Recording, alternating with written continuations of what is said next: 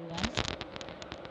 Today we are going to learn about consumers equilibrium with utility approach.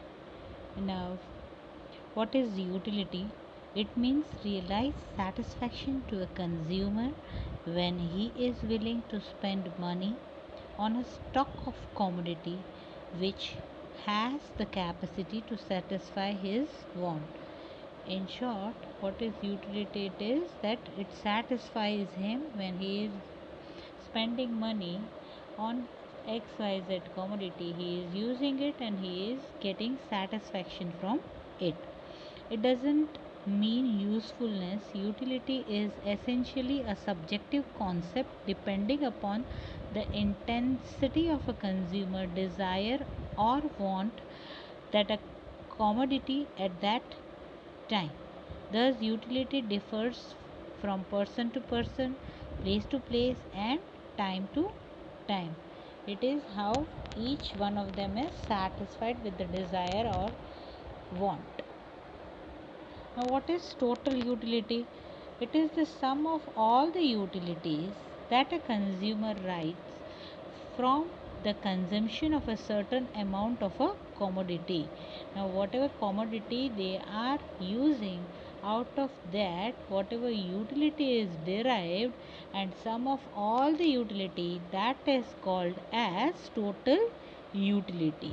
Now, in mathematically, du can be diminishing utility can be obtained with the sum of marginal utilities from the consumption of different units of a commodity.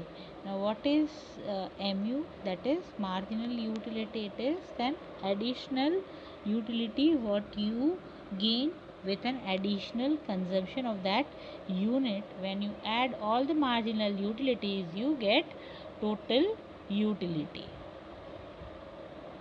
Now, marginal utility. What is marginal utility? Marginal utility is the addition made to the total utility as consumption is increased by one more unit of a commodity, that is TUN minus 1. It means that whatever additional unit of consumption you are making, and out of it, if you are getting any satisfaction in terms of utils, then you get mu.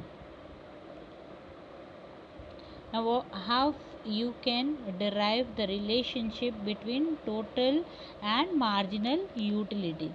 As the consumer has more of good, the TU, that is total utility, increases with less than in proportion, and the marginal utility gradually declines, but it is positive. When you increase total utility, what is happening? Uh, Gradually it is increasing, but it will not increase the way it should have been. When total utility is maximum, it is also called as saturation point, and mu is 0. When it is the relationship between tu and mu, when tu is maximum, mu would be 0. When tu falls, mu becomes negative.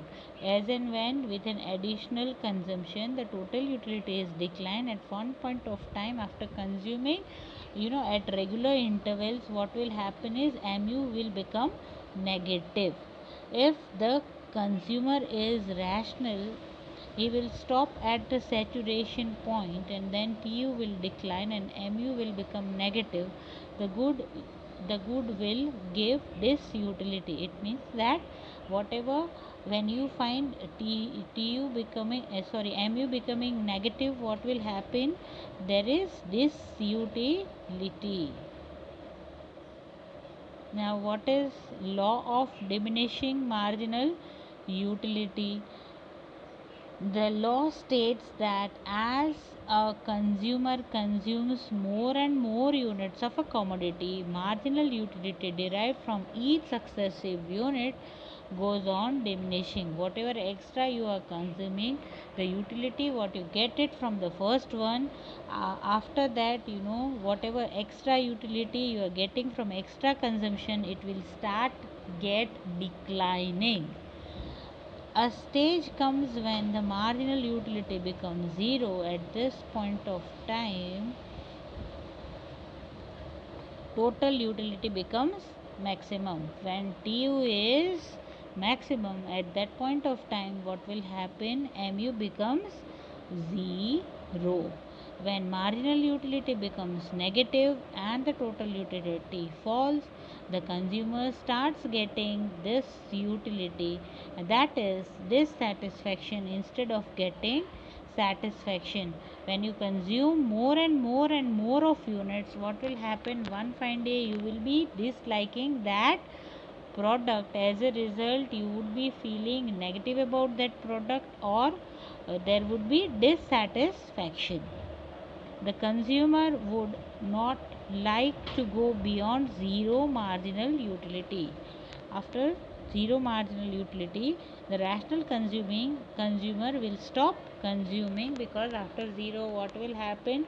The mu starts declining and it will become negative. Now, what are the assumptions of law of diminishing marginal utility? That is, the law of DMU holds good when the following assumptions are satisfied. Number one, standard unit of measurement is used. If the unit of measurement is very large or very small, then the law will not hold. Now, the unit of measurement should be standard enough. It won't be existing if it is very small or it is very large. Homogeneous product. All the units of the commodity consumed are homogeneous and perfect substitute. It means that there is no difference among the commodities what he or she is consuming. Continuous consumption. The law of DMU holds only when the consumption of successive units of a commodity is without the time gap. There is no time gap. The continuous consumption is taking place at that point of time only. You can find that DMU exists. Mental and social condition of the consumer must be normal. The law will hold when consumer's mental condition is normal and his income is tenuous, is unchanged, and his behavior is rational. At that point of time, when his behavior is rational, his mental health is good enough, and his income is not changing, at that point of time, this DMU exists. Now, consumers equilibrium. What do you mean by consumer's equilibrium? A consumer is said to be in equilibrium when he maximizes his satisfaction given income and prices of a commodity. Consumer is the one who takes decision about what to buy for satisfaction of his want. The consumer can be in equilibrium when he gets his maximum satisfaction on whatever commodity he or she is consuming. Now, the consumer's equilibrium can be studied with the help of two case. First case is that when a consumer is consuming only one commodity, and the second one is consumer is consuming more than two commodities. Now, in case of one commodity, what will happen? A consumer is in equilibrium when he satisfies the following condition, that is, mu of good equals to price of that good. Now, suppose if this condition is followed, that is, marginal utility of commodity X equals to the price of commodity X, at that point of time, we can tell that consumer is in equilibrium. Now, in case of two commodities, what will happen? The law states that the consumer will so allocate his expenditure so that the utility gained from the last rupee spent on its commodity is equal. It means that the This is also called as equimarginal utility when mux by px equals muy by py.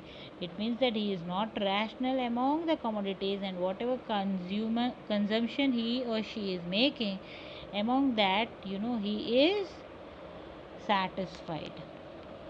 Utility is maximum at that point of time. Now, what is indifference curve? An indifference curve shows the different combination of two goods that yield the same level of utility or satisfaction to the consumer.